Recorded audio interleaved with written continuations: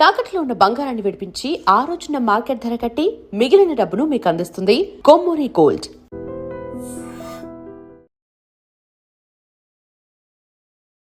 Hi నమస్తే, welcome to I dream. నేను మీ anchor Pratyusha. మన లైఫ్లో రిలేషన్షిప్స్ ఒక కీ రోల్ ప్లే చేస్తాయని నేను అంటాను. మీరేమంటారు?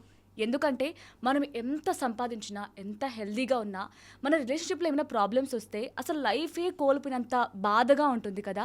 సో ఇవి మనకి చాలా ఆనందాన్ని ఇస్తాయి, ఒక్కోసారి చాలా బాధను కూడా ఇస్తాయి. సో కానీ ఈ మధ్య కాలంలో ఏంటంటే చాలామంది చిన్న చిన్న ప్రాబ్లమ్స్కి చాలా పెద్ద సమస్యలను ఫేస్ చేస్తున్నారు, ప్రాబ్లమ్స్ని ఫేస్ చేస్తున్నారు. సో ఈ రిలేషన్షిప్ని ఎలా హ్యాండిల్ చేయాలి, ఏమైనా ప్రాబ్లమ్స్ వస్తే ఎలా ఫేస్ చేయాలి, ఇవన్నీ తెలుసుకుందాం. సో వీటి గురించి క్లీన్ అండ్ క్లియర్గా ఎక్స్ప్లెయిన్ చేయడానికి ఈరోజు మనతో పాటు relationship and family coach Ganesh Mandadi గారు మనతో పాటు ఉన్నారు. సో మాట్లాడదాం, చాలా విషయాలు తెలుసుకుందాం. Hi sir. హాయ్ అండి. ఎలా ఉన్నారు సార్? చాలా బాగున్నాను. సో నేను చెప్పింది యాక్సెప్ట్ చేస్తారా? అంటే మనం ఎంత డబ్బున్నా, ఎంత హెల్దీగా ఉన్నా రిలేషన్షిప్ స్ట్రాంగ్గా ఉండాలి, హెల్దీగా ఉండాలి అంటే ఏమంటారు? 200% యాక్సెప్ట్ చేస్తానండి. ఎందుకంటే రిలేషన్షిప్ అనేది ఒక ఫౌండేషన్ లాంటిది. ఇప్పుడు ఏంటంటే లైఫ్లో ఒక చెట్టుకు వేర్లు, రూట్స్ ఎంత ఇంపార్టెంటో వ్యక్తికి, మనిషికి రిలేషన్షిప్ బంధాలు కేవలం భార్యాభర్తల బంధమే కాదు, ఎనీ రిలేషన్షిప్ ఎక్కడికి వెళ్ళినా రిలేషన్షిప్ తల్లిదండ్రులతో, తోబుట్టులతో, భార్యాభర్తలతో, పిల్లలతో, కొలీగ్స్, కస్టమర్స్, సప్లయర్స్, ఎక్కడికి వెళ్ళినా హ్యూమన్ టు హ్యూమన్ రిలేషన్షిప్ అనేది ఇట్స్ లైక్ ఎ ఫౌండేషన్. అది లేకుంటే ఎంత ఆస్తున్నా నిలబదు, సక్సెస్ అవ్వాలని అవ్వలేము. మనం ఎంత బెస్ట్ డైట్ తిన్నా మనకు అది అబ్జార్బ్ అవ్వలేదు, and it will not digest because it is link to neurochemicals, న్యూరోసైన్స్లో. సో ఏ రకంగా చూసినా రిలేషన్షిప్ ఈజ్ అ ఫౌండేషన్. కానీ అన్ఫార్చునేట్లీ రిలేషన్షిప్ గురించి, బంధం గురించి మనం ఎక్కడ చదువుకోలే, స్కూల్లో కానీ కాలేజ్లో కానీ ఎక్కడ ఉండదు. ఎక్స్పెక్టేషన్స్ ఎక్కువ ఉంటాయి రిలేషన్షిప్ అయినా, బట్ అవగాహన తక్కువ ఉంటుంది, అవేర్నెస్ ఉండదు. పర్టికులర్ ఇమోషనల్ ఇంటెలిజెన్స్, మనుషులమే ఇమోషనల్ బీయింగ్స్. మనం ఏంటంటే ఒక ఇమోషనల్ క్రియేచర్స్. ఇమోషన్స్ మనిషి నుంచి పక్కన పెడితే లైఫ్ బోరింగ్ ఉంటుంది, అందరూ క్రేజీ అయిపోతారు అందరూ. ఇమోషన్స్ లేకుంటే లాజిక్స్తో బ్రతకలేము. బిజినెస్కి లాజిక్స్ పనిచేస్తాయి, బట్ అగైన్ కొంతవరకు. ఈవెన్ బిజినెస్ కూడా ఇమోషన్ లేకుంటే అన్ని బిజినెస్లు ఫెయిల్ అవుతాయి. ఇప్పుడు చూడండి, ఏ బ్రాండ్ కొనాలన్నా బ్రాండ్ కొనేది ఒక ఇమోషనల్ డ్రైవ్, ఒక స్టేటస్, ఒక బ్రాండ్ అంటే ఒక చూయించుకోవడానికి ఇమోషన్తో. అంటే ఒక వస్తువు కొన్నప్పుడు, ఇప్పుడు ఎగ్జాంపుల్ ఫోన్ తీసుకుందాం, యాపిల్ ఫీచర్స్ గురించి కాదు కొనేది, ఒక బ్రాండ్ కోరం. కరెక్ట్. నా దగ్గర యాపిల్ ఫోన్ ఉంది రా అని చెప్పుకోవడం కోసం. ఒక బ్రాండెడ్ కార్ ఉంది, Benz or Audi or Rolls Royce అనుకోండి, ఇట్స్ ఇమోషన్ అంతే. It's not about the functionality. Rolls Royce car కొన బదులు 100 కార్లు కాదు 200 కార్లు వస్తాయి, అదే ఫీచర్స్, ఫంక్షనాలిటీ ఉన్నవి, కానీ ఇక్కడ ఇమోషన్ డ్రైవ్ చేస్తుంది. సో మనం మనుషులము emotions drive more than anything else logics కంటే. సో ఇక్కడ relationship is equal to emotions. So రెండింటిని విడదీయరాని బంధం ఉంది. సో రిలేషన్షిప్ చాలా ఇంపార్టెంట్ లైఫ్లో. కరెక్ట్. సో ఇందాక మీరు అన్నారు, అంటే బ్రాండ్ కోసం కొంతమంది డబ్బులు లేకపోయినా సరే ఐఫోన్ కొంటూ ఉంటారు. సో అలాగే ఈ మధ్య కాలంలో ఏంటంటే ఎలా మారిందంటే, లవ్ లేకపోతే అని నీకు లవ్ లేదా అంటారా, దానికోసమైనా లవ్ చేయాలి అని అనుకుంటున్నారు. సో మీరు ఇందాక కూడా అన్నారు ఎక్స్పెక్టేషన్స్ ఉంటాయి లవ్లో, అందరికీ ఉంటాయి అని. సో ఉండడం కరెక్టేనా, ఉండకూడదా? ఎక్స్పెక్టేషన్స్ ఉండాలి, బట్ రియలిస్టిక్ ఉండాలి. అన్రియలిస్టిక్ ఎక్స్పెక్టేషన్ తోటే గొడవలు వచ్చేది. ఇప్పుడు ప్రేమ అనేది ఒక ఇమోషన్. ఆ ఇమోషన్ని మనం జీవించాలంటే, ప్రేమ అనేది ఇద్దరు వ్యక్తుల మధ్యలో పుట్టేది. అది భార్యాభర్తలే కావచ్చు, పార్ట్నర్సే కావచ్చు, ఎక్కడైనా సరే రకరకాల ప్రేమ ఉంటుంది. సో వీ టేక్ మ్యారిటల్ బాండే తీసుకుందాం, మ్యారిటల్ లవ్ అండ్ ఎఫెక్షన్. ఇక్కడ ఎక్స్పెక్టేషన్స్ లేకుంటే కూడా కష్టం. ఇక్కడ ఏమవుతుందంటే అన్ఫార్చునేట్లీ రియలిస్టిక్ ఎక్స్పెక్టేషన్స్ పక్కన పెట్టేసి అన్రియలిస్టిక్, అతివృష్టి అనావృష్టి లాగా కొంతమంది ఏం చేస్తారంటే, భర్త దగ్గర కానీ భార్య దగ్గర కానీ ఎక్స్పెక్టేషన్స్ ఎక్కువ పెట్టేసుకుంటారు బాగా. అన్నీ నాకు చేయాలని, నా మనసును అర్థం చేసుకోవాలా, మైండ్ రీడింగ్ తెలియాలి, నా గురించి తెలియదా, 5 సంవత్సరాలు అయింది పెళ్ళయి, 10 years అయింది పెళ్ళయి, నేను ఎప్పటి నుంచో కలిసి ఉంటున్నాము, నా మనసులో ఏందో, నా చాయిస్లు ఏందో, ప్రిఫరెన్సెస్ తెలుసుకోలేడా అన్న ఒక ఎక్స్పెక్టేషన్లో ఉంటారు బాగా. Unrealistic expectation. మనం ఎప్పుడు కూడా మైండ్ రీడింగ్ చేయలేం, తెలుసుకోవాలి, కమ్యూనికేషన్ ఇంపార్టెంట్. అలాగే వాళ్ళకి కావాల్సినవన్నీ కూడా ఏ విషయంలోనైనా, అది మామూలుగా కెరీర్లో కావచ్చు, హౌస్ హోల్డ్ సపోర్టే కావచ్చు, ఫినాన్షియల్ రిలేటెడే కావచ్చు, సోషల్ లైఫ్ స్టైల్ రిలేటెడే కావచ్చు, ఎక్స్పెక్టేషన్స్ ఎక్కువ ఉంటాయి. అంటే అవసరం ఉన్నదానికంటే ఎక్కువ ఉన్నప్పుడు గొడవలు బాగుంటాయి అక్కడ. ఎందుకు చెప్పాల్సి వస్తుందంటే, ఈ మధ్య మ్యారిటల్ కాన్ఫ్లిక్ట్స్, భార్యాభర్తల మధ్య వచ్చే గొడవలు అన్నిటికీ మూల కారణం హై ఎక్స్పెక్టేషన్స్. ఇంకొక వర్షన్ ఉంది, లో ఎక్స్పెక్టేషన్స్. అదొకటి ఏంటంటే, లైఫ్ పార్ట్నర్ దగ్గర ఆశించిన సపోర్ట్ లేనప్పుడు ఎలాంటి ఎక్స్పెక్టేషన్స్ పెట్టుకోరు ఇంకా. అంటే ఇక నేను అడిగిన వేస్ట్, నేను ఏం అడిగినా ఇవ్వరు, భార్య ఇవ్వదు లేదా భర్త ఇవ్వడు అని చెప్పి ఎలాంటి ఎక్స్పెక్టేషన్స్ పెట్టుకోరు. అలాంటప్పుడు కూడా సఫర్ అయ్యేది వీళ్ళు. అంటే ఒక ఎంప్టీనెస్లో, ఒక లోన్లీనెస్లో, అంటే హోప్ఫుల్నెస్ హెల్ప్లెస్నెస్ స్టేట్లో ఉంటారు. ఏదైనా వాళ్ళే సప్రెస్ అవుతుంటారు, ఇంకా అడగరు. కనీస రిక్వైర్మెంట్ కానీ బేసిక్స్ కూడా అడగరు. దే జస్ట్ గెట్ ప్రిపేర్డ్ అన్నమాట. లాభం లేదు అడిగి ఎక్స్పెక్టేషన్ జీరో పెట్టుకుంటారు, అంటే నిల్, నో ఎక్స్పెక్టేషన్స్. రెండు మంచివి కావు. ఇక్కడ ఏమవుతుందంటే వీళ్ళు సఫర్ అవుతారు ఎంప్టీనెస్తో, ఎదుటి వ్యక్తిని కూడా స్పాయిల్ చేసినట్టు అవుతుంది. Basic responsibilities, basic obligation, law of affection వాళ్ళకి తెలియాలి. ఎప్పుడైనా సరే ఒక వ్యక్తికి తన తప్పులు తెలియకుంటే తప్పులు రిపీట్ చేస్తూనే ఉంటాడు. సో లైఫ్ పార్ట్నర్కి తెలియకుండా ఏమన్నా చేస్తున్నారంటే హెల్తీ కమ్యూనికేషన్ ద్వారా వాళ్ళకి తెలియాలి. ఇక్కడ ఏంటంటే అలైన్మెంట్ అనేది చాలా ఇంపార్టెంట్. ఈ ఎక్స్పెక్టేషన్లో రైట్ ఎక్స్పెక్టేషన్, ఒక్కొక్కసారి అంటే బ్యాలెన్సింగ్ చాలా ఇంపార్టెంట్. ఓకే, అంటే హైగా ఉండొద్దు, లో ఉండదు. Realistic and practical expectation it evolves. ఎప్పుడు ఒకే రకంగా ఉండదు. ఒక్కొక్కసారి భర్త ఎక్కువ కాంట్రిబ్యూట్ చేస్తాడు, ఒక స్టేజ్ వస్తుంది తన టైం బాగుండదు, భార్య ఎక్కువ కాంట్రిబ్యూట్ చేస్తుంది. ఎక్స్పెక్టేషన్స్ కూడా ఎవాల్వ్ అవుతాయి, లైఫ్ టైం అలాగే ఉండవు. సో ఒక్కొక్కసారి ఎక్స్పెక్టేషన్స్ లేకపోవడం వల్ల కూడా నా మీద లవ్ లేదేమో, అందుకే నా నుంచి ఏం ఎక్స్పెక్ట్ చేయలేదు అనుకుంటుంటారు. మిస్అండర్స్టాండింగ్స్ ఎక్కువ అవుతాయి ఇక్కడ. ఎందుకంటే అక్కడ ఏమవుతుందంటే ఇమోషనల్ నీడ్స్ మీట్ అవ్వనప్పుడు, భార్యకు కానీ భర్తకు కానీ ఇమోషనల్ నీడ్స్ మీట్ అవ్వనప్పుడు దే గివ్ అప్. ఎక్స్పెక్టేషన్స్ పెట్టుకోరు. అక్కడ పెట్టుకున్నప్పుడు ఇద్దరి మధ్య దూరం పెరుగుతుంది. మౌనంగా వాళ్ళ ఇద్దరి మధ్య సైలెంట్ వార్ జరుగుతుంది ఒకటి. ఎక్స్పెక్టేషన్స్ అలా పెట్టుకోరు. They look for out side some times. అందుకే ఎక్స్ట్రా మ్యారిటల్స్ కూడా స్టార్ట్ అవుతాయి, ఇమోషనల్ అఫైర్స్ స్టార్ట్ అవుతాయి, లేదా కంప్లీట్గా డిప్రవ్ అవుతుంటారు, గొడవలు అవి అవుతుంటాయి. సో ఉండాలి ఎక్స్పెక్టేషన్, చాలా ఇంపార్టెంట్ లైఫ్లో. సో ఈ ఎక్స్పెక్టేషన్స్ విషయంలో ఇంకొక వర్షన్ చూస్తే, ఇప్పుడు ఫర్ ఎగ్జాంపుల్ ఒక గర్ల్ అబ్బాయి నుంచి చాలా ఎక్స్పెక్ట్ చేస్తుంది అనుకోండి. సో అబ్బాయి ఒక్కోసారి రియాక్ట్ అవుతారు. ఏంటి అంటే ఎక్స్పెక్టేషన్ అంటే నీదే కదా, నేను ఇప్పుడు ఇలా అనుకున్నప్పుడు నువ్వు ఇలా రియాక్ట్ అవ్వాలి, నా కోసం ఇలా చేయాలి, నువ్వు నా కోసం ఇలా మాట్లాడాలి, ఇలా బిహేవ్ చేయాలని ఎక్స్పెక్ట్ చేస్తూ ఉంటారు. అలాంటప్పుడు బాయ్ ఎలా రియాక్ట్ అవుతారు అంటే, కొంతమంది నా లైఫ్ని నువ్వేంటి డిసైడ్ చేయడం, అంటే నువ్వు ఇలా చెప్తే నేను ఇలా రియాక్ట్ అవ్వాలా అని రియాక్ట్ అవుతూ ఉంటారు కదా బాయ్స్. అది కరెక్టేనా? ఇక్కడ రెండు విషయాలు కాన్ఫ్లిక్ట్ అవుతున్నాయి, ఫ్రిక్షన్ వస్తుంది. ఎక్స్పెక్టేషన్, ప్రైవసీ, హెల్తీ బౌండరీస్, ఈ మూడింటిది కలయిక ఇది యాక్చువల్గా.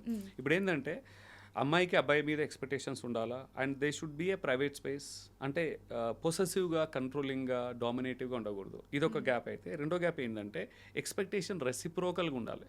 ఓన్లీ రిసీవింగ్, నో గివింగ్ అని ఉండకూడదు. ఎక్స్పెక్టేషన్ ఇవ్వాలి, తీసుకో, అంటే ఎక్స్పెక్టేషన్లో టూ వే ఉండాలి. రెసిప్రోసిటీ అంటాం, గివింగ్ అండ్ టేకింగ్, రెండు వైపులు ఉండాలి. డామినేటివ్గా ఉండకూడదు. ఎదుటి వాళ్ళ ఇమోషన్స్ని సపరేట్ చేసి డామినేట్ చేసేటట్టు ఉండకుంటే expectation they are well and good, very healthy expectations. ఇక్కడ ఏమవుతుందంటే అబ్బాయిని కానీ అమ్మాయిని కానీ ఒకరి ఇమోషన్స్ని ఒకరిని సపరేట్ చేయడము, డామినేట్ చేయడము, ఇంపోజ్ చేయడం అనేది చేసినప్పుడు గొడవలు వస్తాయి. అది కారణం ఇక్కడ, అండర్లైన్ ఫ్యాక్టర్. ఓకే, సో ఒక్కరు లవ్లో ఉన్నప్పుడు పెళ్లి చేసుకోవడానికి జస్ట్ లవ్ సరిపోతుందా? సో చాలా మంది అంటూ ఉంటారు కదా, నాకు లవ్ ఉంది, నీకు ఎక్కువ శాలరీ అవసరం లేదు, సేమ్ క్యాస్ట్ అవ్వక్కర్లేదు, లవ్ ఉంటే చాలు, నేను నిన్ను బాగా చూసుకోగలను అని చెప్తూ ఉంటారు అబ్బాయిలు.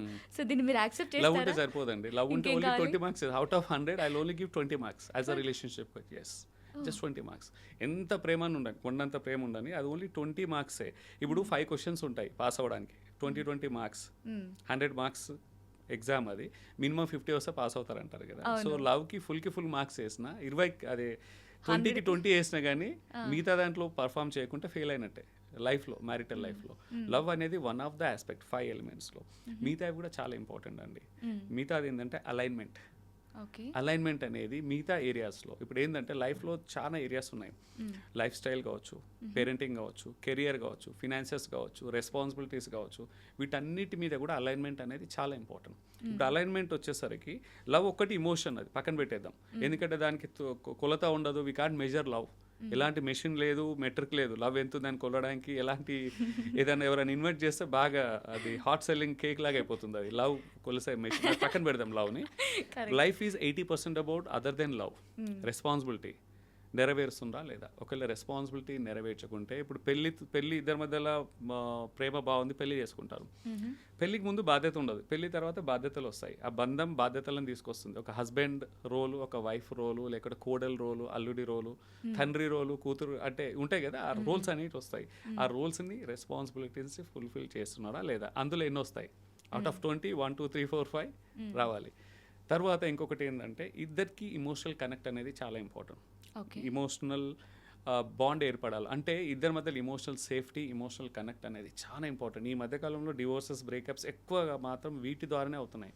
Not even extra marital affair, not financial distress, ఇమోషనల్గా డిస్కనెక్ట్ అయినందుకు వాళ్ళిద్దరి మధ్య ప్రతి చిన్నది కూడా గోరంత ప్రాబ్లం కూడా కొండంత బ్లాస్ట్ అవుతుంది, చాలా కనిపిస్తుంది. బ్రేకప్స్ కూడా అవుతున్నాయి. ఎలాంటి లాజిక్స్ పనిచేయవు. చిన్న ఇమోషనల్ కాన్ఫ్లిక్ట్, ఫ్రిక్షన్ ఉంటే చాలు. ఇక్కడ ఏంటంటే ఒకరి మధ్యలో ఒకరికి ఇమోషనల్ కనెక్ట్ అంటే ఒకరి బాధను ఒకరు పంచుకోగలగాలి, ఎలాంటి భయం లేకుండా.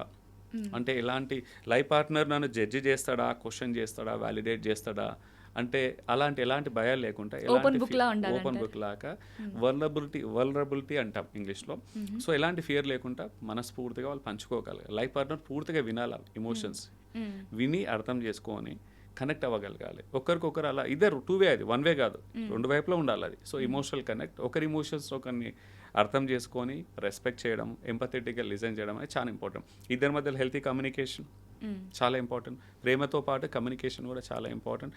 అండ్ ఇక్కడ ఏంటంటే healthy boundaries with every one between, అది ఇద్దరు భార్యాభర్తల మధ్యలో, ప్లస్ వాళ్ళ తల్లిదండ్రులతోటి, వాళ్ళ సిబ్లింగ్స్ తోటి, వర్క్ ప్లేస్లో కొలీగ్స్ తోటి. ఇక్కడ ఏంటంటే ఎవరైనా ఒకరు ఫ్రిక్షన్ పాయింట్ అవుతుంది. ఇప్పుడు వర్క్ ప్లేస్లో ఒక కొలీగ్ తోటి, ఆపోజిట్ జెండర్ తోటి ఫ్రీగా జావియల్గా ఉంటే కూడా అవి కూడా కాన్ఫ్లిక్ట్స్ దారితీసి బ్రేకప్స్ వరకు వస్తున్నాయి. అనుమానం, ట్రస్ట్ డెఫిసిట్ స్టార్ట్ అవుతుంది. సో హెల్తీ బౌండరీస్ కొలీగ్స్ దగ్గర, తోబుట్టుల దగ్గర, తల్లిదండ్రుల దగ్గర. పెళ్ళికి ముందు ఇద్దరు అంటారు, మా అమ్మ నాన్న ఒప్పిస్తాను, వాళ్ళ మాట అన్నీ ఓకే, నీ డిసిషనే అల్టిమేట్, నువ్వు చెప్పినట్టు వింటానంటారు పెళ్ళి వరకు. పెళ్ళి తర్వాత అవన్నీ పక్కకు కొలేసి మా నాన్నకు నచ్చినట్టు చేయాలి, మా అమ్మకి నచ్చినట్టు చేయాలి. అఫ్ కోర్స్ నచ్చినట్టు చేయాలి, బట్ ఇంపోజ్ చేయకూడదు. అంటే ఎవరు కూడా, అబ్బాయి కానీ అమ్మాయి కానీ. ఇక్కడ ఏమవుతుంది, అత్తామామల ఇన్ఫ్లుయెన్స్ ఎక్కువ అవుతుంది బాగా. పెళ్ళికి ముందు వేరే రకంగా ఉంటుంది, పెళ్లి తర్వాత చేంజ్ అయిపోతారు. అక్కడ ఏమవుతుంది, ఇద్దరి మధ్యలో ఫ్రిక్షన్ అవుతుంది. ఇక్కడ తల్లిదండ్రులకు రెస్పెక్ట్ ఇవ్వాలి, వాళ్ళ అనుభవాన్ని కూడా మనం వాల్యూ చేయాలి, బట్ వాళ్ళు చెప్పిన అన్ని చేయకూడదు. మీకు ఏది నచ్చితే అదే చేయాలి, ఏది అప్లికేబుల్ అదే చేయాలి. ఎందుకంటే ఇక్కడ తల్లిదండ్రుల మనోభావాలు కూడా దెబ్బతింటుండొచ్చు. అది కాదు, తల్లిదండ్రులకు పిల్లలకి ఒక 25-30 years ఏజ్ గ్యాప్ ఉంటుంది. ఈ ఏజ్ గ్యాప్లో వాళ్ళ వాల్యూస్, బిలీఫ్స్, వాళ్ళ లైఫ్ ఎక్స్పీరియన్సెస్ అన్నీ కూడా it is not relevant 100%. 30% relevant ఉంటాయి. ఎవర్ గ్రీన్ విజ్డమ్ ఉంటే అది ఉంటుంది. But technology, life style, career, చాలా విషయాలలో మార్పులు వచ్చాయి, పెను మార్పులు. ఒక ట్రాన్స్ఫర్మేటివ్ చేంజ్ వచ్చింది. ఇప్పుడు వాళ్ళకున్న నమ్మకాలను వీళ్ళ మీద రుద్దిర్రు అనుకో, గొడవలు స్టార్ట్ అవుతాయి. ఇక్కడ అబ్బాయికి ఇప్పుడు ఎగ్జాంపుల్ కోడలు ఇలా ఉండాలి, అలా ఉండాలని వాళ్ళ అత్తామామలు చెప్పారనుకో, అబ్బాయి వచ్చేసి పెద్దవాళ్ళను నువ్వు హర్ట్ చేయకూడదు, వాళ్ళ మాట వినాలి, నేను వాళ్ళకి నో చెప్పలేను అంటే ఇక్కడ ఏమవుతుందంటే సపోర్ట్ చేస్తే ఇద్దరి మధ్యలో ఫ్రిక్షన్ స్టార్ట్ అవుతుంది. అలాగని అత్తయ్య మామయ్య చెప్పింది యాజ్ ఇట్ ఈస్గా చేస్తే కూడా ఫ్రిక్షన్స్ అవ్వండి, ఎందుకంటే మెటీరియల్ లాస్ అవ్వచ్చు, వర్కబిలిటీ ఉండకపోవచ్చు. ఇక్కడ ఏంటంటే నేను రైటా నువ్వు రైటా అని కాకుండా ఇద్దరు కలిసి ఏది రైటు అది వర్కౌట్ చేయాలి వితౌట్ హర్టింగ్. అమ్మాయి వాళ్ళ పేరెంట్స్ని హర్ట్ చేయదు, అబ్బాయి వాళ్ళ పేరెంట్స్ కూడా హర్ట్ చేయదు. వాళ్ళ రెస్పెక్ట్ వాళ్ళకి ఇస్తూ హెల్తీ బౌండరీస్ మెయింటైన్ చేస్తూ ముందుకెళ్ళాలి. అండ్ ఈ మధ్యలో బౌండరీస్ అంటే కూడా ప్రతిదీ కమ్యూనికేట్, అంటే ప్రతి విషయం షేర్ చేయకూడదు. అంటే తల్లిదండ్రులకు షేర్ చేయకూడదు, దట్స్ అ లిమిట్. ప్రతిదీ షేర్ చేసినప్పుడు ఏమవుతుంటే వాళ్ళ బిలీఫ్స్తో వ్యాలిడేట్ చేసి ఫిల్టర్ చేసి, లేదు నేను అమ్మాయి ఇలా చూస్తుంది, నీకు ప్రేమించట్లేదు, నేను సరిగా చూసుకోవట్లేదు, అబ్బాయి నేను సరిగా చూసుకోవట్లేదు, వాళ్ళకి లేని ఐడియాలు వీళ్ళే ఇస్తారు తల్లిదండ్రులు. మీ అల్లుడు సరిగా చూసుకోవట్లేదమ్మా, నేను చూసుకో, మీ అత్తయ్య సరిగా చూసుకోవట్లేదు అంటే అన్ని అవసరం ఉన్నాయి, అవసరం లేని అన్ని మైన్యూట్ లెవెల్ డీటెయిల్స్ అని మీరు ట్రాన్స్ఫర్ చేస్తే, షేర్ చేసుకుంటే వాళ్ళు విన్నది ఒకటి, అర్థం చేసుకున్నది ఒకటి, వీళ్ళని బ్రెయిన్ వాష్ చేసేది ఒకటి అవుతుంది. ఇలాంటి రీజన్స్ తోటి కూడా చాలా కాన్ఫ్లిక్ట్స్ వచ్చేసి అది విస్ఫోటాలకు దారితీస్తుంది. సో ఇవన్నీ చాలా ఇంపార్టెంట్. లవ్ ఒకటే కాదు, మిగతా కూడా 80% స్కోర్ అనేది లవ్ తర్వాత వచ్చే బాధ్యతలు, కమిట్మెంట్, ఇంకో ట్రస్ట్ చాలా ఇంపార్టెంట్. ట్రస్ట్ కూడా ఒక పునాది లాంటిది. ట్రస్ట్ బిల్డ్ చేయాలంటే అది డబ్బులతో కొనేది కాదు, వాళ్ళకు వాళ్ళు సంపాదించుకోవాలి వాళ్ళ యాక్షన్స్ తోటి. ట్రాన్స్పరెన్సీ అనేది చాలా ఇంపార్టెంట్. రెస్పెక్ట్, ఒకరికొకరు రెస్పెక్ట్ ఇవ్వాలి, non negotiable. Life partner perspective, అభిప్రాయం రైట్ ఆర్ రాంగ్ పక్కన పెట్టి వాళ్ళ ఒపీనియన్ని రెస్పెక్ట్ చేయాలి. అది ఇంప్లిమెంట్ చేయకుండా సరే మనకి రెస్పెక్ట్ అనేది డిఫరెంట్. ఇప్పుడు నా ఒపీనియన్ వేరు, నా వ్యక్తిత్వం వేరు, ఒపీనియన్ పర్సన్ ఒకరే కాదు. సో ఒపీనియన్ పక్కన పెట్టి లైఫ్ పార్ట్నర్కి రెస్పెక్ట్ అనేది ఉండాలి. ఓకే, నేను చెప్పింది నా భార్యకి నచ్చకున్నా పర్లేదు, దట్స్ ఫైన్, బట్ నేను నచ్చకపోవడం అనేది ఉండకూడదు. నా ఒపీనియన్ నచ్చకుంటే నేను నచ్చినట్టు కాదు, అదే అవుతుంది. తెలియకుండా అంతా అలాగే లైక్ కాన్ఫ్లిక్ట్స్ పెరుగుతున్నాయి బాగా. సో ఇప్పుడు చూస్తే మనం చాలా రిలేషన్షిప్లు ఏంటంటే చాలా ప్రేమ ఉంటుంది, ఒకరినొకరు అర్థం చేసుకుంటుంటారు, బాగానే ఉంటుంది, కానీ ఏదో ఒక విషయంలో ఈగో అనేది చాలా వరకు వస్తుంటుంది. సో ఇప్పుడు మనం చూస్తే పెళ్ళైన తర్వాత నాకు ఓకే కానీ మా అమ్మకు ఓకే కాదంట, అబ్బాయి అయినా అమ్మాయి అయినా అని చెప్తుంటారు. సో ఈ టైంలో ఏంటంటే ఒకరి కోసం అడ్జస్ట్ అవుతూ వస్తారు, బట్ ఒక సర్టెన్ టైం వచ్చిన తర్వాత ఏంటి అసలు నేను నా ఒరిజినాలిటీ కోల్పోతున్నానేమో, ఇది నేను కాదు అన్నప్పుడు యుగో స్టార్ట్ అవుతుంది కదా. సో దీన్ని ఎలా ఫేస్ చేయాలి సార్? ఇద్దరు ఎలా? ఇక్కడ రెండు విషయాలు ఉన్నాయి. ఒకటి ఈగో అంటున్నారు కదా, ego and healthy boundaries. Again third person కోరం అంటే సొసైటీ వ్యాలిడేషన్ కోరం, పేరెంట్స్ వ్యాలిడేషన్ కోరం, ఎదుటి వాళ్ళ వ్యాలిడేషన్ కోరం మీ లైఫ్లో మీ బంధం లైఫ్ బాండ్ అనేది దెబ్బతినకూడదు. ఇప్పుడు ఏంటంటే ఇద్దరు ఒక అలైన్మెంట్ ఉండాలి. ఎనీ ప్రాబ్లం ఛాలెంజ్ వచ్చినప్పుడు ప్రాబ్లమ్ని పక్కన పెట్టాలి, ఇద్దరు ఒకవైపు రావాలి. ఇప్పుడు ప్రాబ్లం ఏదైనా వస్తే మధ్యలో ప్రాబ్లం పక్కన పెట్టేసి ఒకరినొకరిని ఒక కాన్ఫ్రంటేషన్, బద్ధ శత్రువులాగా, ఒక ఎనిమీస్ లాగా, కాంపిటీటర్స్ లాగా ట్రీట్ చేస్తారు. నేను నెగ్గుతానా నువ్వు నెగ్గుతావన్న వాదనలోకి వెళ్తారు, ప్రాబ్లం పక్కకి వెళ్ళిపోతుంది. ఇక్కడ చేయాల్సింది ఏంటంటే ఆ ప్రాబ్లం అక్కడ పెట్టి ఇద్దరు ఒకవైపు వచ్చి ఇద్దరు టీమప్ అయ్యే ప్రాబ్లమ్ని ఫేస్ చేయాలి, అర్థం చేసుకోవాలి. వాట్ ఈజ్ గోయింగ్ రాంగ్, ఏంటి ప్రాబ్లం, ఏంటి సమస్య, ఏంటి పేరెంట్స్ రిలేటెడా, పేరెంటింగ్ రిలేటెడా, వర్క్ రిలేటెడా, లేకపోతే రిలేటివ్స్ రిలేటెడా, లైఫ్ స్టైల్ రిలేటెడా, హెల్త్ రిలేటెడా, ప్రాబ్లమ్ని డెప్త్గా అవేర్నెస్ బిల్డ్ చేసుకుని ఇద్దరు యాజ్ అ టీమ్ నాకు నచ్చింది నీకు నచ్చింది అని కాకుండా ఇద్దరికి వర్కబుల్, అందరికి మంచిది ఏంటనేది ఒక బ్యాలెన్సింగ్ డిసిషన్స్ తీసుకున్నప్పుడు, రిలేషన్షిప్కి కావాల్సిన బ్యాలెన్సింగ్ డిసిషన్ తీసుకున్నప్పుడు అన్ని ప్రాబ్లమ్స్ చిన్నగా అయిపోతాయి. లేకుంటే ఇంత చిన్నది కూడా పెద్దగా అయిపోతుంది. ఇంకొక రీజన్ ఉంది ఇక్కడ. ఒక్కొక్కసారి మనం వింటుంటాం భార్యాభర్తల మధ్యలో చిన్న విషయానికి పెద్ద గొడవపడ్డారని బయట బాగా పబ్లిసిటీ అవుతుంది. ఏం లేదు, విషయం ఏం లేదు, చిన్న విషయమే బాగా గొడవపడుతున్నారు. ఈ మాత్రం కామన్ సెన్స్ లేదా, ఈ మాత్రం అవేర్నెస్ లేదా, ఓపిక లేదా, పేషెన్స్ లేదా అని బయట ప్రచారం అవుతుంటుంది. అత్తమామల దగ్గర, క్లోజ్ సర్కిల్. విషయం చిన్న విషయం కాదు. అక్కడ వాళ్ళకి ఏమవుతుందంటే ఆ చిన్న విషయం వెనకాల ఉన్న ఎమోషనల్ బ్యాగేజ్, అన్హీల్డ్ ఎమోషన్స్, అదేదైతే వాళ్ళకి ఇమోషనల్ ప్యాటర్న్స్ బ్యాగేజ్, ఎప్పటి నుంచో దాచుకున్న చేసుకున్న ట్రిగ్గర్స్ అని ఒకేసారి విస్ఫోటంగా మారిపోతాయి. అది బయటపడింది ఒక చిన్న విషయంతో వచ్చింది. సో ఇక్కడ ప్రాబ్లం అనేది ఆ చిన్న విషయమే కాదు, చిన్న విషయం వెనకాల ఏంటి ప్రాబ్లం, ఏంటి వాళ్ళు ఇమోషనల్గా ఏం బ్యాగేజ్ మోస్తున్నారు అనేది కూడా అర్థం చేసుకోవాలి. ఒకవేళ ఆ విస్ఫోటం అయిందంటే వాళ్ళ ఇద్దరి మధ్యలో ఇమోషనల్ కనెక్ట్ కావచ్చు, అలైన్మెంట్లో గ్యాప్స్ చాలా ఉన్నట్టు. వాటి మీద లోతుగా వెళ్ళి అవేర్నెస్ బిల్డ్ చేసుకొని ఆ రూట్స్ని ఫిక్స్ చేయాలి. అప్పుడు ఫ్రూట్స్ ఆటోమేటిక్గా బాగుంటాయి. ఇప్పుడు ఏంటంటే పనులు బాగట్లేవు అంటే, ఫ్రూట్స్ బాగాలేవంటే ముందు roots nourishment important. Yes, correct. So ఈ సిచ్యువేషన్లో ఒక్కొక్కసారి చూస్తే కొంతమంది విషయంలో ఏంటంటే ప్రాబ్లం ఒక్క దగ్గర వస్తే దానికి ఏ విధంగా రియాక్ట్ అవుతున్నారు అనే దాంట్లోనే, అంటే మనం ఎక్స్పెక్ట్ చేసినట్టు వాళ్ళు రియాక్ట్ అవ్వట్లేదు అన్న దాంట్లో మెయిన్ ప్రాబ్లం పక్కెళ్ళిపోతుంది. ఆ రియాక్ట్ అయిన విషయంలో వాళ్ళు యూజ్ చేసే వర్డ్స్ కానీ, కొన్ని వర్డ్స్ యూజ్ చేస్తారు, రియాక్షన్స్ చూస్తుంటారు కదా. సో దాని వల్ల మెయిన్ ప్రాబ్లం పక్కెళ్ళిపోతుంది, ఇంకా పెద్ద గొడవ అవుతుంది. సో ఇది కాదు నా ప్రాబ్లం, ఇది నీ రియాక్టింగే నాకు నచ్చట్లేదు, దాని వల్ల విడిపోయే ఛాన్సెస్ కూడా ఎక్కువ ఉంటాయి.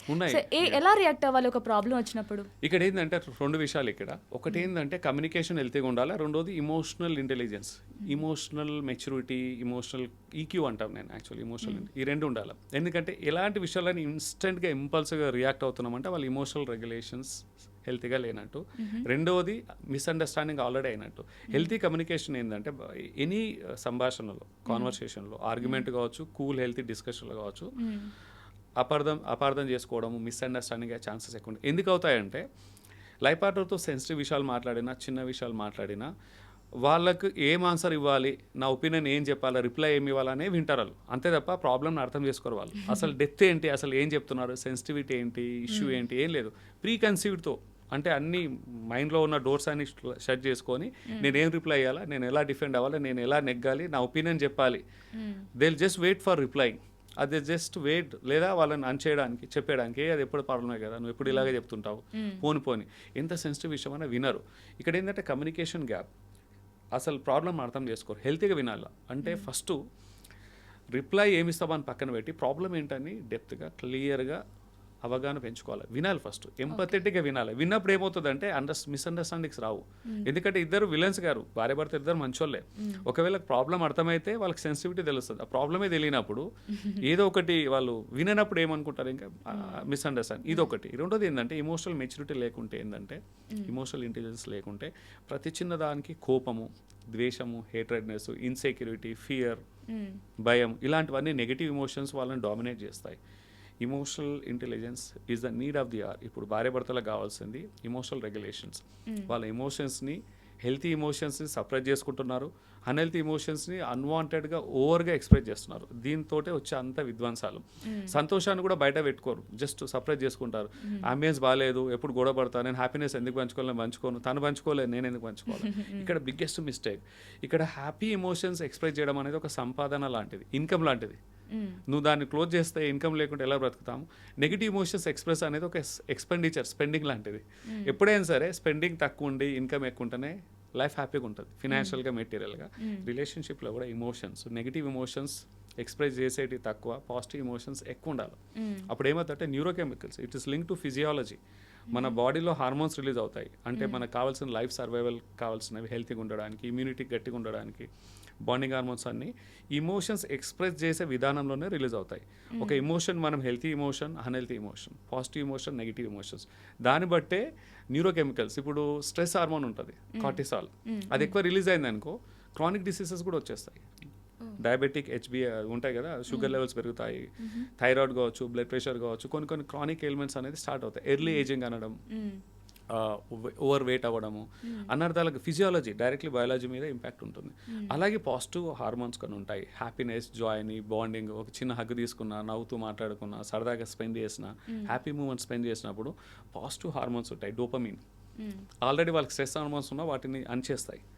ఇది ఇమ్యూనిటీని పెంచుతాయి, గ్లో వస్తుంది. ఇంకా బాండింగ్ బాగుంటే ఆక్సిటోసిన్, చాలా రేర్ అది యాక్చువల్గా. అది ఏంటంటే ఓన్లీ రిలేషన్షిప్లో బాండింగ్ తోటి వచ్చే హార్మోన్ ఆక్సిటోసిన్, చాలా ఇంపార్టెంట్. ఇవన్నిటిని మనం డబ్బులతో కొనలేము, only we can generate. Super market షాప్లో దొరకలేవు. ఇప్పుడు వైటమిన్ డి తక్కువ ఉంది, B12 తక్కువ ఉంది, ఐరన్ తక్కువ ఉంది అంటే సప్లిమెంట్స్ వేసుకోవచ్చు. బట్ ఈ న్యూరోకెమికల్స్ సప్లిమెంట్స్లో దొరికాయి. ఎవరికి వాళ్ళు చెమటోడ్చి సంపాదించినట్టు ఎవరిది వాళ్ళు సంపాదించుకోవాల్సిందే ప్రతి ఒక్కరు.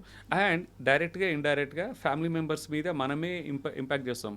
ఇంట్లో ఎప్పుడు నెగిటివ్ అట్మాస్ఫియర్ ఉందనుకో అందరికీ నెగిటివ్ హార్మోన్స్ రిలీజ్ అవుతాయి. హెల్తీ అట్మాస్ఫియర్ ఉందనుకో, హ్యాపీ మూమెంట్స్ ఉందనుకో అందరికీ మంచి హార్మోన్స్ రిలీజ్ అవుతాయి. సో ఇది మన personal responsibility and team work.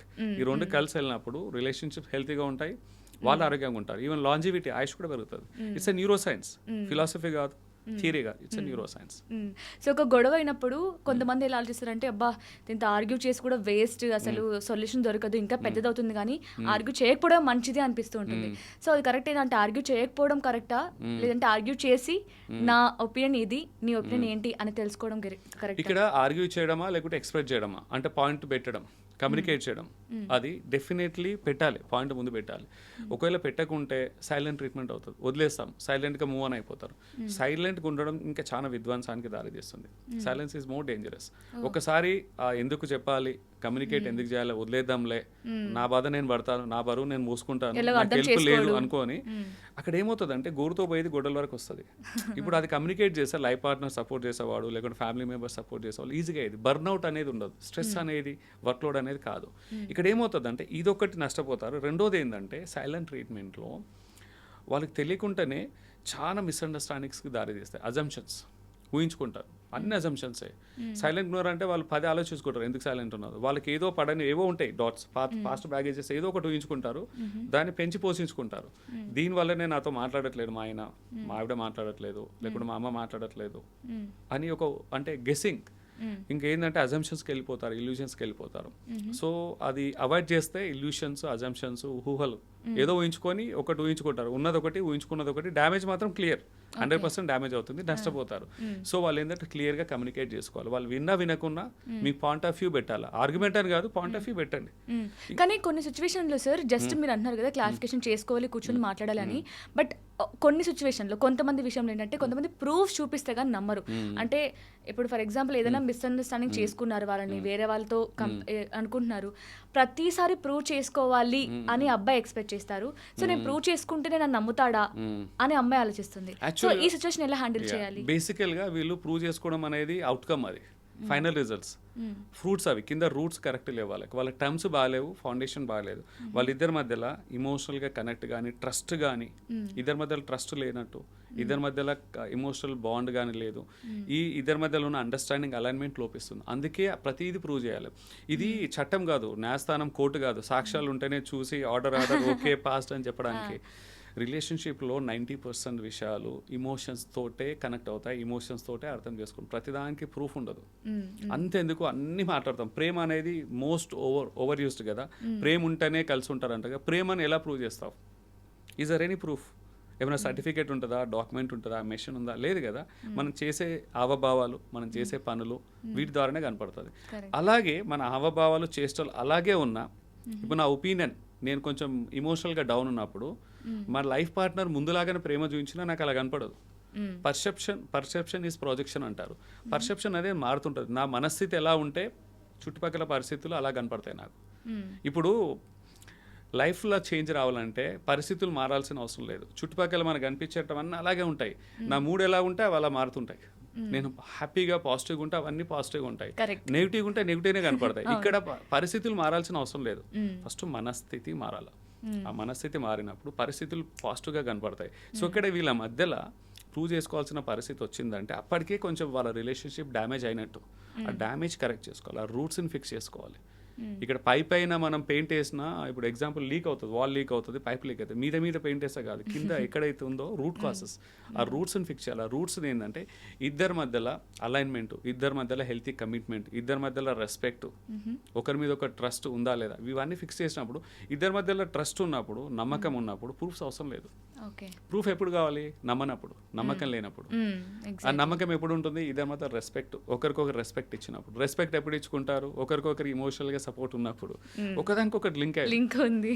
So అది కూడా ఆ రెస్పెక్ట్ ఇవ్వడానికి, ఇమోషనల్ కనెక్ట్ అవ్వడానికి ఒకరి బాధ్యత ఒకరు నెరవేర్చుకోవాలి. ఇద్దరి మధ్యలో కొండంత ప్రేమ ఉంది, బాగా ప్రేమించి పెళ్లి చేసుకున్నారు, ప్రేమ బాగుంది, మౌంట్ ఎవరెస్ట్ అంతంత ప్రేమ ఉంది. వాళ్ళ బాధ్యత నెరవేర్చేటప్పుడు రెస్పాన్సిబిలిటీ ఫుల్ఫిల్ చేయట్లేదు. ఆ ప్రేమ నిలుస్తుందా? ఆ ప్రేమ మౌంట్ ఎవరెస్ట్ అంతే ఉంటుంది. బట్ వీళ్ళ దృష్టిలో చిన్నగా అయిపోతుంది. అది రెస్పాన్సిబిలిటీ మోయినందుకు ఇమోషనల్గా కనెక్ట్ అవ్వరు. సో ఒకదానికి ఒకటి పైలప్ అయి ఉంటుంది, లింక్ అయి ఉంటుంది. సో ప్రేమ ఉంటే ఒకరికి నచ్చినట్టు ఒకరు చేంజ్ అవ్వాలా? చేంజ్ అవ్వాల్సిన అవసరం లేదు నన్ను అడిగితే. ఎందుకంటే it is never ending.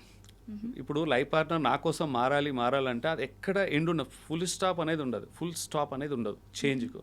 It evolves. Satisfaction అనేది ఉండదు. ఇక్కడ లైఫ్ పార్ట్నర్ చేంజ్ అవ్వాల్సిన అవసరం లేదు. లైఫ్ పార్ట్నర్లో ఉన్న లక్షణాలని యాజ్ ఇట్ ఈజ్గా యాక్సెప్ట్ చేయడం నేర్చుకోవాలి. అలా ఉన్న పాజిటివ్స్ని చూడాలి. ఒకటి చెప్తాను, ఎంత పెద్ద విలన్ అయినా కానీ వాళ్ళలో పాజిటివ్స్ ఉంటాయి.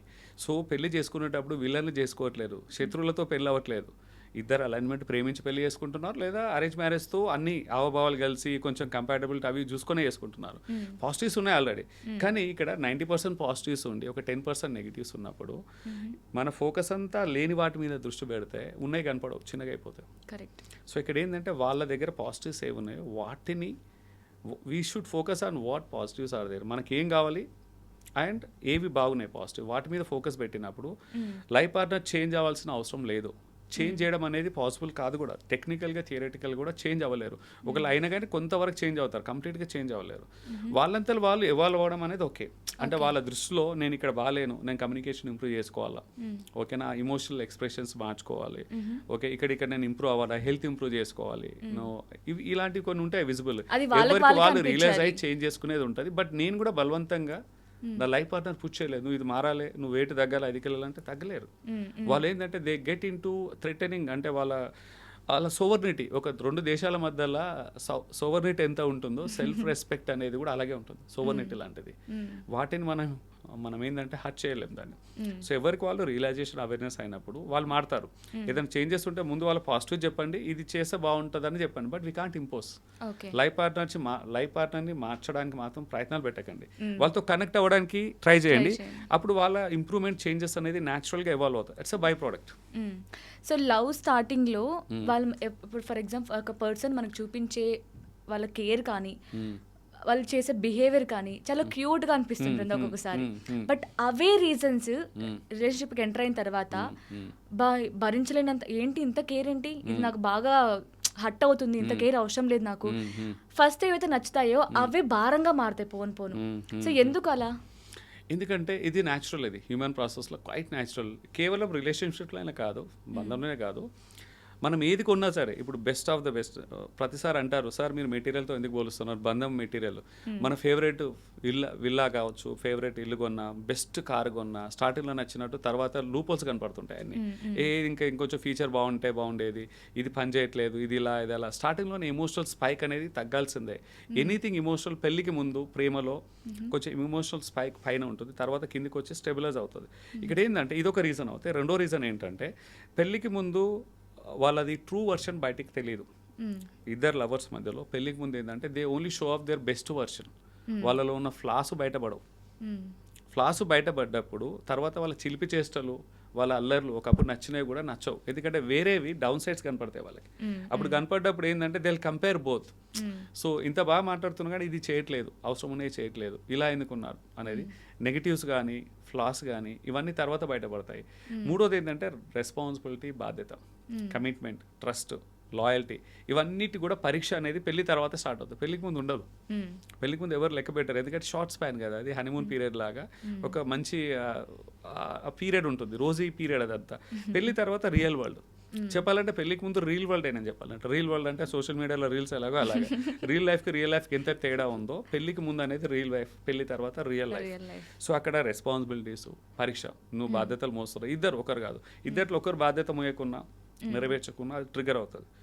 ఒకరికొకరు రెస్పెక్ట్ ఇవ్వకున్నా, వాళ్ళిద్దరి మధ్య హెల్తీ కమ్యూనికేషన్ లేకున్నా వాళ్ళ ఓన్ న్యాచురల్ ప్యాటర్న్స్ కూడా బయటపడతాయి. పెళ్లికి ముందు ఏంటంటే పెళ్ళి అయ్యేంత వరకు they pretend it their version, they always try, అంటే వాళ్ళు ఎప్పుడు మంచి వర్షన్ బయట పోర్ట్రే చేస్తారు. వాళ్ళ ఉన్న యాక్చువల్ వాళ్ళ కోపాలు ఉంటాయి కదా, అన్హెల్తీ ప్యాటర్న్స్ ఏమైనా ఉన్నా బయట పెట్టారు. ఎందుకంటే they need to win the marriage. ఆ బాండ్ నిలుపుకోవాలి. ఒకసారి భర్త అని సర్టిఫికెట్ వచ్చినాక, ఒకసారి భార్య అని అఫీషియల్గా సర్టిఫికెట్ వచ్చినాక they will become natural version. ఇక్కడ ఏంటంటే ఇట్స్ ఓకే, న్యాచురల్ వర్షన్ ఎప్పుడున్నా బయటపడాల్సిందే. Start accepting them as they are. And పెళ్లికి ముందు ఆ న్యాచురల్ వర్షన్ కూడా చూడడానికి ప్రయత్నించాలి. అందుకే ప్రీ మ్యారిటల్ అలైన్మెంట్ అనేది, ప్రీ మ్యారిటల్ అవేర్నెస్ అనేది చాలా ఇంపార్టెంట్. పెళ్లికి ముందు కూడా సార్, అంటే వాళ్ళు స్టార్టింగ్ చూపిస్తారు కదా, అంటే ప్రపోజ్ చేయక ముందు ట్రై చేసేటప్పుడు చేసిన బిహేవియర్, తర్వాత లవ్ స్టార్ట్ అయిన తర్వాత అదే భారంగా అనిపిస్తుంది. ఆ రీజన్స్ చెప్పి వదిలించుకోవాలి అనుకుంటూ ఉంటారు. మరి ఓవర్ కేర్ గానీ, మరి ఓవర్ గా మాట్లాడడం అది కూడా ఎందుకు అలా చేంజ్? ఎక్స్ట్రీమ్ అటాచ్మెంట్ కూడా మంచిది కదండి. ఎందుకంటే అటాచ్మెంట్ ఎక్స్ట్రీమ్ ఉన్నప్పుడు ఇన్సెక్యూరిటీ ఫీలింగ్స్ ఎక్కువ ఉంటాయి. అంటే ప్రతి మూమెంట్స్ని చిన్న చిన్న లైఫ్లో అంటే లైఫ్ పార్ట్నర్కి ఎలాంటి స్వేచ్ఛ, ఫ్రీడమ్ ఉండదు. ఓవర్గా అటాచ్ ఉన్నప్పుడు ప్రతిదీ తనకు నచ్చినట్టే చేయాలంటే తను బానిస అయినట్టే, ఇంకా మీకు ఇమోషనల్గా బానిస అయినట్టే. అకౌంటబుల్గా ఎవ్రీబడి ఇండిపెండెంట్ ఉన్నాం కదా మనం. స్వాతంత్రం దేశానికే కాదు, మనిషికి కూడా స్వాతంత్రం ఇంపార్టెంటే. ఆ స్వాతంత్రం అందుకే అంటారు చాలా మంది మీమ్స్ ఉంటాయి, పెళ్లి తర్వాత మీ స్వాతంత్రం కోల్పోతారు అనేది. ఎందుకంటే లైఫ్ పార్ట్నర్ అటాచ్మెంట్ ఎక్కువైనప్పుడు, పొసెసివ్ ఉన్నప్పుడు వాళ్ళ స్వేచ్ఛను కోల్పోతారు. వాళ్ళ ఇష్టాలను అణచివేసుకుంటారు, వాళ్ళ కోరికలను సపరేట్ చేసుకుంటారు. వెరీ రీజనబుల్, ఎథికల్, నార్మల్గా బేసిక్ నీడ్స్, నెసెసిటీస్ని కూడా వాళ్ళు చేసుకుంటారు. కొన్ని కేసెస్ చెప్తాను, ఎక్స్ట్రీమ్ కేసెస్ చెప్తాను నేను. చాలా సఫర్ అవుతారు కొంతమంది. ఒక్కొక్కరు ఒక్కొక్క రకంగా వ్యక్తిత్వం ఉంటారు. కొంతమంది ఎక్స్ట్రోవర్ట్, బాగా సోషల్గా ఉంటారు, వాళ్ళ చుట్టూ 10 మంది ఉంటేనే హ్యాపీగా ఉంటారు. ఓకే, వాళ్ళ లైఫ్ పార్ట్నర్కి ఎక్కువ సోషల్ లైఫ్ అంటే ఇష్టం ఉండదు, వాళ్ళే లిమిటెడ్ సర్కిల్ కావాలా. పెళ్లికి ముందు అంతా రోజుగా ఉంటుంది, బాగుంటుంది, మీ సోషల్ లైఫ్ బాగుంది, అది పెళ్లి తర్వాత దే స్టార్ట్ పుట్టింగ్ కండిషన్స్. ఈ సోషల్ లైఫ్ని డిస్కనెక్ట్ అవ్వాలి, నా క్వాలిటీ టైం తగ్గుతుంది, నువ్వు అందరితో మాట్లాడుతున్నావు, నాతో మాట్లాడితే ఎవరికి ఇవ్వకూడదు, టైం మొత్తం నాకే కావాలి, క్వాలిటీ టైం, అటెన్షన్ మొత్తం నాకే కావాలి. వండర్ఫుల్, అక్కడ వరకు బాగానే ఉంది. కానీ సడన్గా ఆ షిఫ్ట్ అనేది ఎలా అవుతుంది? తనది ఇమోషనల్ ప్యాటర్న్ ఏంటంటే సోషల్ లైఫ్ అనేది వాళ్ళ చిన్నప్పటి నుంచి వాళ్ళ నేచర్, నలుగురితో మాట్లాడినప్పుడు స్పెండ్ చేసినప్పుడు స్ట్రెస్ పోతుంది, వాళ్ళు అలా స్పెండ్ చేస్తారు. సో ఇక్కడ వాళ్ళు మారాలంటే ఇట్స్ ఇంపాసిబుల్. సో ఇక్కడ ఏమవుతుందంటే కొంతమంది మారుతారు కూడా, వాళ్ళని ఒక్కొక్కరిని కట్ చేసుకుంటారు బాధతో, దీంతో అయినా కానీ వీళ్ళు సాటిస్ఫాక్షన్ ఉండదు. ఏ ఒక్కసారి మాట్లాడినా నువ్వు మళ్ళీ మాట్లాడుతున్నావు, టచ్లో ఉన్నావు. సో ఇక్కడ ఏంటంటే లైఫ్ పార్ట్నర్ని మనం కండిషన్స్ పెట్టి, ప్రేమ కండిషన్స్తో నడవదు, ఇమోషనల్ కనెక్ట్ తోటే నిలబడుతుంది. కండిషన్స్తో ఎప్పుడు నిలబడదు. ఏ కండిషన్ పెట్టినా చిన్నది పెద్దది, it's not a business.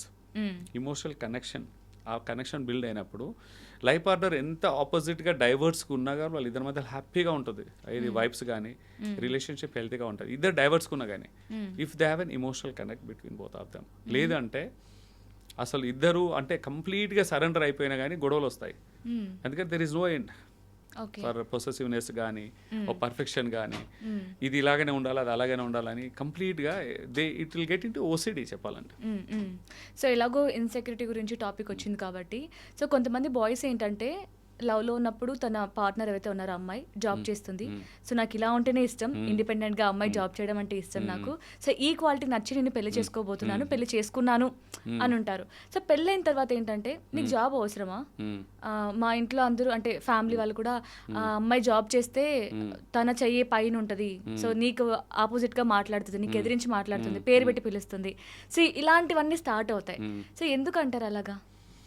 So again ఇక్కడ they are having a different mask. పెళ్లికి ముందు ఒక మాస్క్ ఉంటుంది, పెళ్లి తర్వాత రియల్ వర్షన్ అని బయటకు వస్తుంది. ఇప్పుడు ఎవరైతే ఇష్టపడి వర్కింగ్ ఉమెన్, వర్కింగ్ హస్బెండ్ ఏదైనా వాళ్ళ యాజ్ ఇట్ ఈస్గా ట్రేట్స్ని ఇష్టపడి పెళ్లి చేసుకున్నాక పెళ్లి తర్వాత అది నచ్చదు మార్చాలంటే డెఫినెట్లీ కాన్ఫ్లిక్టింగ్, ఇమోషనల్గా డిస్కనెక్ట్ అవుతారు, గొడవలు స్టార్ట్ అవుతాయి.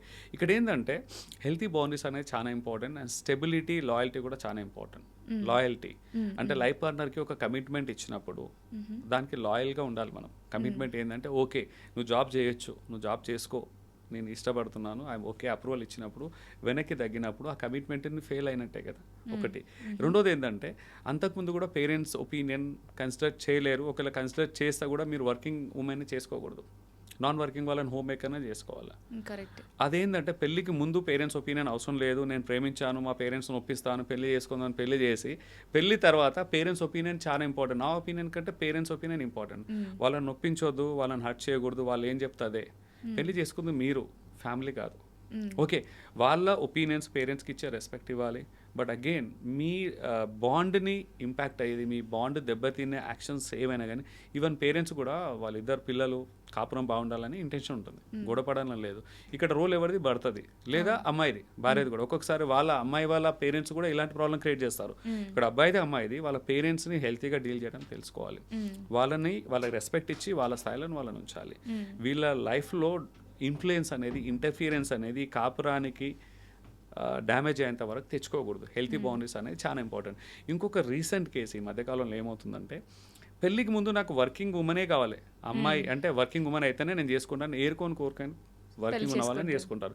పెళ్ళి తర్వాత ఎప్పుడైతే వర్కింగ్ ఉమెన్ కావాలన్నప్పుడు సాలరీ తెస్తుంది, తను కూడా కష్టపడుతుంది, 9 hours బయట వర్క్ చేసి ఇంటికి ఇద్దరు వస్తారు. ఇప్పుడు ఇద్దరు ఈక్వల్ కదా, భార్య భర్త ఇద్దరు ఈక్వల్, ఇద్దరు వర్క్ చేసుకొని వచ్చారు. ఇంటికి వచ్చాక నేను హౌస్ హోల్డ్ చోర్స్ నేను పార్టిసిపేట్ చేయను, ఇంట్లో గృహిణి వర్క్ కూడా మొత్తం నువ్వే చూసుకోవాలి, ఇది వైఫ్ రోల్ ఇది.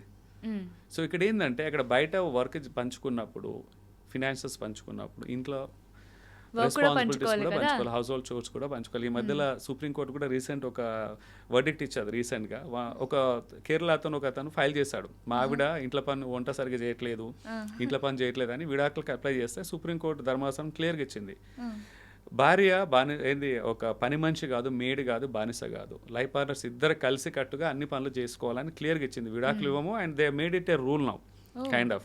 ఏంటంటే వాళ్ళ ధర్మాసనం ఇచ్చింది. ఇక్కడ ఏంటంటే బయట పంచుకున్నప్పుడు ఇంట్లో పంచుకోవాలి, ఇదొకటి. ఓకే బిగ్గెస్ట్ గ్యాప్ ఈ మధ్యలో గొడవలు అవడానికి.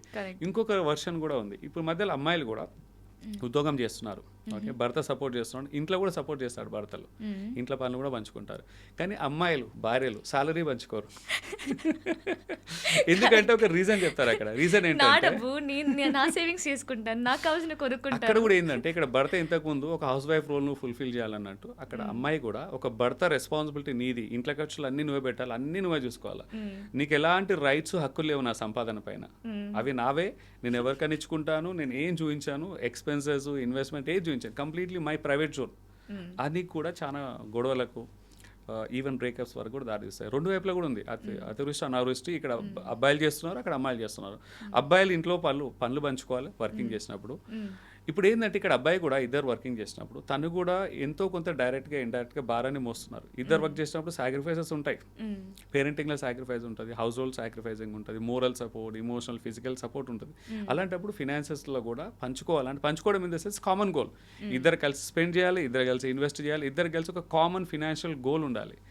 అంటే మంచి ఇల్లు కొనుక్కోవడమో, మంచి కారు, మంచి vacations, financial freedom, financial long term goals పెట్టుకోవాలి, కలిసి చేయాలి. యాజ్ అ టీమ్ చేసినప్పుడు ఫాస్ట్ ట్రాక్ అవుతుంది. ఇప్పుడున్న మోడర్న్ లైఫ్లో ఒకరే సంపాదించి ఖర్చు పెడితే ఆర్ ఇన్వెస్ట్ చేస్తే సరిపోవట్లేదు. ఇద్దరు కలిసి చేసినప్పుడు దట్స్ అ వండర్ఫుల్ ఏంటంటే సినర్జీ. అది ఆ సినర్జీలో కూడా మళ్ళీ విధ్వంసాన్ని క్రియేట్ చేసుకుంటున్నారు. ఎందుకంటే వాళ్ళ మైండ్ సెట్ కొంతవరకు వాళ్ళ తల్లిదండ్రులు కూడా ఇన్ఫ్లుయెన్స్ చేస్తున్నారు. ఇక్కడ అమ్మాయి తల్లిదండ్రులు నీ డబ్బులు నీకు, భర్త ఆయననే చూసుకుంటాడని తల్లిదండ్రులు, అమ్మాయి తల్లిదండ్రులు వాళ్ళని బ్రెయిన్ వాష్ చేయడం. ఇక్కడ అబ్బాయి తల్లిదండ్రులు కూడా ఇంట్లో పని చేయాలి, కోడలు కదా, ఉద్యోగం చేస్తే ఇంట్లో పని చేయాలా. సో ఇక్కడ అన్వాంటెడ్గా ఇంటర్ఫీరెన్స్ అయ్యి వీళ్ళే నష్టపోతున్నారు. ఫైనల్గా అయ్యేది ఏంటంటే వీళ్ళు రిలేషన్షిప్లో సఫర్ అవుతారు, ఫినాన్షియల్గా సఫర్ అవుతారు, అండ్ ఓవరాల్గా లోకు అయిపోతారు. వాళ్ళకి చిన్నపిల్లలు ఉంటే పిల్లల మీద కూడా ఉంటుంది ఇంపాక్ట్. సో ఇక్కడ అలైన్మెంట్ అనేది చాలా ఇంపార్టెంట్. కెరియర్ అలైన్మెంట్, ఇద్దరు వర్క్ చేయాలా, వర్క్ చేస్తే ఎలా వర్క్ చేసుకోవాలి. ఒక్కొక్కసారి ఏంటంటే వర్క్ ఈజ్ వర్షిప్. వర్క్ అంటే చాలా ఇంపార్టెంట్. ఎంత దూరమైనా వెళ్ళి జాబ్ చేస్తాను, కావాలని హైదరాబాద్ కామన్ లొకేషన్లో జాబ్ను వదిలేసి ఏదో బెంగళూరులోనో ఢిల్లీలో వెళ్ళి జాబ్ చేస్తారు వెళ్ళేసి. Alignment important. పెళ్లి చేసుకొని వీలైనంత వరకు వర్కబిలిటీ అండ్ కంపాటబిలిటీ చూసుకోవాలి. ఇద్దరు కలిసి బెంగళూరులో చేయొచ్చు, ఇద్దరు కలిసి హైదరాబాద్లో చేయొచ్చు. ఇలాంటివి కూడా అవుతున్నాయి. చిన్న చిన్న రీజన్స్ అన్నమాట, ఫ్యాన్సీ రీజన్స్. ఆ కంపెనీ బాగుంది, రోల్ బాగుంది, ఇక్కడ మ్యారేజ్ బాగుంది కంటే ఏది కూడా ఇంపార్టెంట్ కాదు. కొంచెం ప్లస్ మైనస్ అవుతుండొచ్చు. సో ఈ career alignment, financial alignment, even parental alignment, ఇవి కూడా చాలా important. And healthy boundaries. Yes. So చాలా మంది అమ్మాయిలు ఏంటంటే డ్రీమ్ ఉంటుంది, నా హస్బెండ్ నాకు వంటలో హెల్ప్ చేయాలి, ఇంట్లో హెల్ప్ చేయాలి అని. సో అలా ఎక్స్పెక్ట్ చేసినప్పుడు మన శాలరీలో కూడా వాళ్ళు ఎక్స్పెక్ట్ చేస్తారు. సో అమ్మాయిలు ఈ డ్రీమ్ చేసుకున్నప్పుడు అది కూడా చేయాలి. Team work, definitely it's team work. ఎందుకంటే ఎవరిని పెంచడమో తగ్గించడం అని కాదు, బోత్ ఆర్ ఈక్వల్. ఇంకోటి ఏంటంటే జెండర్ రోల్స్ కూడా ఈ మధ్య బాగా టాపిక్ వస్తుంది. కరెక్ట్. జెండర్ రోల్స్, ఇది ఫెమినైన్ రోల్స్, మాస్కులైన్ రోల్స్, అమ్మాయిలు చేసేది, అబ్బాయిలు చేసేది. నేను ఎప్పుడైనా 3 types ఆఫ్ రోల్స్ చెప్తాను, జెండర్ రోల్స్. వీటిని మనం యాక్సెప్ట్ చేసినప్పుడు అంత కూల్గా ఉంటుంది. ఫస్ట్ థింగ్ ఏంటంటే బయాలజికల్ రోల్స్. బయాలజికల్ రోల్స్ ఏంటంటే ఇప్పుడు ఒక అమ్మాయి రోల్, ఇప్పుడు ఒక బిడ్డకు జన్మనివ్వడానికి బయాలజికల్ రోల్గా అబ్బాయికి అమ్మాయికి, ఇప్పుడు భార్యకే కదా 4 మాసాలు పెంచిపోసేది, బయాలజికల్ రోల్ చాలా పెద్దది. ఇప్పుడు హస్బెండ్ రోల్ చాలా చిన్నది, పేరెంటింగ్ విషయంలో కావచ్చు, జన్మ ఇచ్చిన. బయాలజికల్ రోల్స్ అనేది యూనిక్గా ఉంటాయి, దాన్ని ఎవరు మార్చలేరు. భర్త మాస్కులైన్ కొంచెం స్ట్రాంగ్ ఉంటాడు, కొన్ని పనులు, ఇప్పుడు కూడా కొన్ని రోల్స్ తనే చేయాల్సి వస్తుంది. ఈ roles, biological roles are non negotiable. We have to respect them. Second వచ్చేసి ప్రాక్టికల్ రోల్స్. ప్రాక్టికల్ అనేది ఇప్పుడు ఇద్దరు కూడా చదువుకున్నారు, ఇద్దరు కూడా జాబ్ చేయొచ్చు, ఇద్దరు కూడా అన్నీ చేయొచ్చు. సోషల్ స్టిగ్మా లేదు ఒకప్పటిలాగా. ఇద్దరు బిజినెస్ చేయొచ్చు, ఇద్దరు జాబ్ చేయొచ్చు, ఏదైనా చేయొచ్చు. ఇద్దరు ప్రాక్టికల్గా పాసిబుల్ అయినాయి, చేసుకోవాలి. అక్కడ నేను అమ్మాయిని, నేను అబ్బాయినైనా ట్యాగ్ వేయకూడదు. ప్రాక్టికల్గా రోల్స్ ఉన్నాయి మాత్రం చేసుకోవాలి. మూడోది సొసైటల్ రోల్స్. ఇప్పుడు ఏంటంటే సొసైటల్ రోల్స్ని అడాప్ట్ చేసుకోవాలి. We can't go. ఇప్పుడు మనం పడవ ప్రయాణం చేసేటప్పుడు ఎదురుగా గాలి వచ్చినప్పుడు, టైట్స్ వచ్చినప్పుడు, టైట్స్కి ఎదురుగా పోతే మన పడవనే మునిగిపోతుంది కదా. అలాగే సొసైటీలో we're living in a society. సొసైటీని ఎదిరించకూడదు. We have to manoeuvre. Society ఎంత మనకు వ్యతిరేకంగా ఉన్నా మనము మన గమ్యాన్ని మనం చేరుకోవాలి. ఇప్పుడు పడవలో ఎదురుగాల్పులు వచ్చినా, టైట్స్ వచ్చినా మన ప్రయాణం డెస్టినేషన్ మార్చం, వి జస్ట్ నావిగేట్. అలాగే ఇక్కడ సొసైటల్ రోల్స్ ఏంటంటే అమ్మాయిల రోల్స్, అబ్బాయిల రోల్స్ సొసైటీ కొన్ని పెడుతుంది స్పెసిఫిక్గా. వాటిని కొంతవరకు రెస్పెక్ట్ చేసి వెళ్ళిపోవాలి, క్వశ్చన్ చేసి ఇంట్లో కాన్ఫ్లిక్ట్ అవ్వకూడదు. ఈ 3 క్లారిటీ ఉన్నప్పుడు ఐ థింక్ గొడవలు ఉండవు రోల్స్ గురించి. నువ్వు ఇది చేయాలి, నువ్వు ఇది చేయాలి. అమ్మ నాన్నని కూడా పక్కన పెట్టాలి. వాళ్ళని కూడా మీ కంకరెన్స్లో, అంటే మీ అండర్స్టాండింగ్లోకి, యాక్సెప్టబిలిటీలోకి తెచ్చుకోవాలి. ప్రేమగా సాధించుకోవాలి.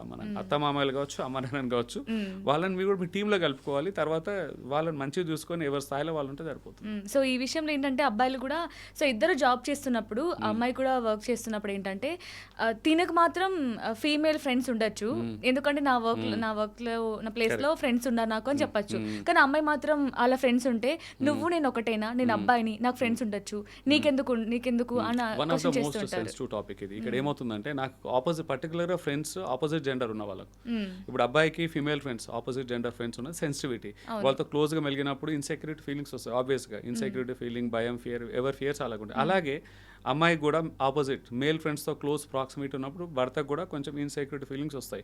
ఇక్కడ హెల్తీ బౌండరీస్ అనేది చాలా ఇంపార్టెంట్.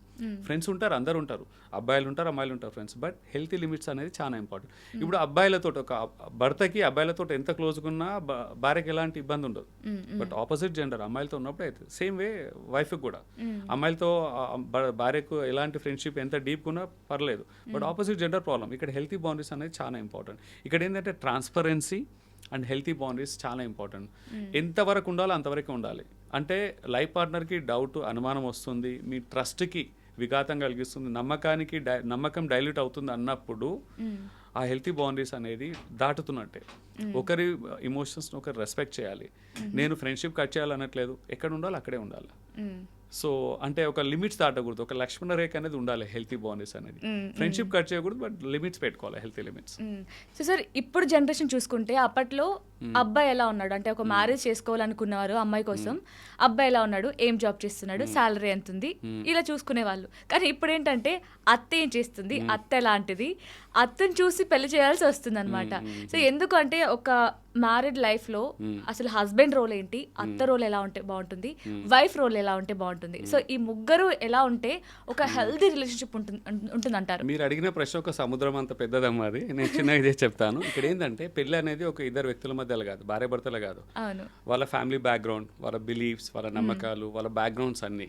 మన ఇండియన్ మ్యారేజెస్ లో ఇద్దరు పెళ్ళిళ్ళు కాదు, ముందు 3 తరాలు ఇంకా 7 తరాలు అన్నట్టు అందరు చూసుకుంటుంటారు. కానీ విచిత్రం ఏంటంటే ఒక అప్పట్లాగా ఇప్పుడు ఎక్స్టెండెడ్ ఫ్యామిలీ లేవు, ఉమ్మడి కుటుంబాలు లేవు, జాయింట్ ఫ్యామిలీస్ లేవు, న్యూక్లియస్ చిన్న చిన్న కుటుంబాలు. ఏ పెళ్లిలో చూసినా 90% పైన పెళ్ళి అవ్వగానే ఇద్దరు భార్య భర్తలు సపరేట్గా దూరంగా ఉంటారు, వేరే సిటీలో లేదా వేరే దేశంలో ఉంటున్నారు.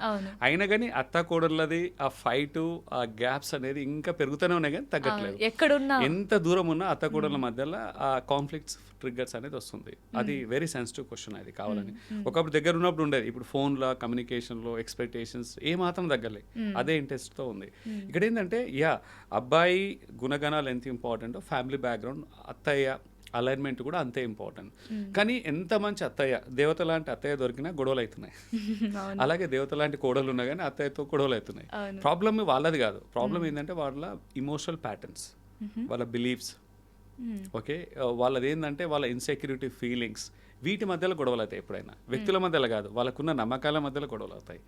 దే క్యారీ అనమాట, ఇది నా నమ్మకం, ఇది ఇట్లనే చేయాలి, లేదు నేను అలా ఎందుకు చేయాలి, ఇప్పుడు అది పని చేయట్లేదు కోడలు. సో ఇద్దరు ఇమోషనల్ ప్యాటర్న్స్కి కాన్ఫ్లిక్ట్, ఘర్షణ, ఇద్దరు నమ్మకాలు, బిలీఫ్స్ మధ్యలో ఘర్షణ, ఇద్దరికి ఇన్సెక్యూరిటీ ఫీలింగ్ ఉంటుంది. ఇప్పుడు అమ్మాయి అత్తయ్య నా క్వాలిటీ టైం తీసేసుకుని, భర్త నాకే టైం ఇవ్వాలి, ఎక్కువ టైము నాకుతోటే గడపాలి, నేను చెప్పిందే చేయాలి, నా మాట నెగ్గట్లేదు, అత్తయ్య మాట నేను నెగ్గుతుంది అని ఒక ధోరణికి వెళ్ళేసి ఇన్సెక్యూరిటీ ఫీలింగ్స్లోకి వెళ్ళిపోతారు. అలాగే అత్తయ్య కూడా ఇప్పటివరకు నేను పెంచి పెద్ద చేశాను, నేను చెప్పినట్టు తినేవాడు, నాకు దూరం అయిపోతుంది, కొంచెం ముడేసుకుంటుంది, నా మాట ఏం నెగ్గట్లేదు, తర్వాత ఇదొక ఫీలింగ్ ఉంటే తను గుడ్డిగా నమ్ముతుంది, ఇలా చేస్తే ఆ ఫుడ్ తింటే మా కొడుకుకి నచ్చదు, అలా వండి పెట్టొద్దు, ఇలా ఉండకూడదు, అలా ఉండకూడదు. ఇది ఇన్సెక్యూరిటీ ఫీలింగ్. ఇవన్నీ కారణమై ఇద్దరు ఎంత మంచోళ్ళైనా, వ్యక్తిగతంగా కోడలు మంచిది, అత్త మంచిది, అమేజింగ్ పర్సన్స్, బట్ గొడవలు అవుతుంటాయి. సో ఇక్కడ ఏంటంటే ప్రాబ్లం అనేది అత్త కోడలు ఎలా ఉన్నా సరే వాళ్ళిద్దరి మధ్యలో understanding, alignment important, and healthy boundaries important. అది అత్తయ్య వాళ్ళకి చెప్పనీకి రాదు, పెద్దవాళ్ళకి చెప్పనీకి రాదు, ఎందుకంటే వాళ్ళ జనరేషన్ వేరు, వాళ్ళ మీద మన కండిషన్స్ నిర్దేశించకూడదు. భార్య భర్తలు పిల్లలకు అవగాహన, అవేర్నెస్ పెంచుకోవాలి. పెళ్ళికి ముందే క్లియర్గా ఒక అవేర్నెస్, అండర్స్టాండింగ్ అనేది ఉండాలి. ఇద్దరి తల్లిదండ్రులను రెస్పెక్ట్ చేద్దాము, వాళ్ళని బాగా చూసుకుందాము, హెల్తీ బౌండరీస్ పెట్టుకుందాం.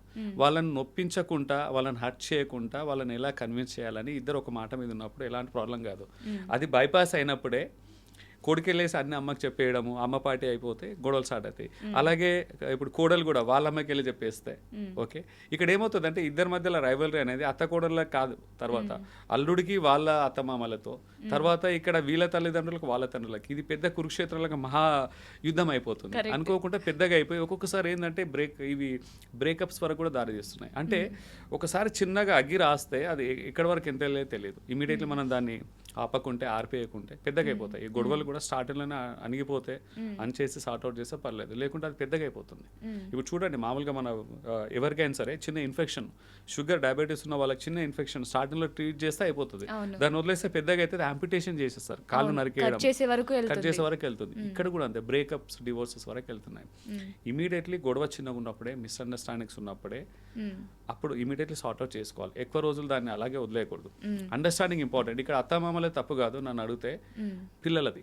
ఎందుకంటే పిల్లలకి తెలుసు ఇప్పుడు టెక్నాలజికల్గా లైఫ్ స్టైల్ మారింది, వాల్యూస్, బిలీఫ్స్ అన్ని అప్గ్రేడ్ అయినాయి.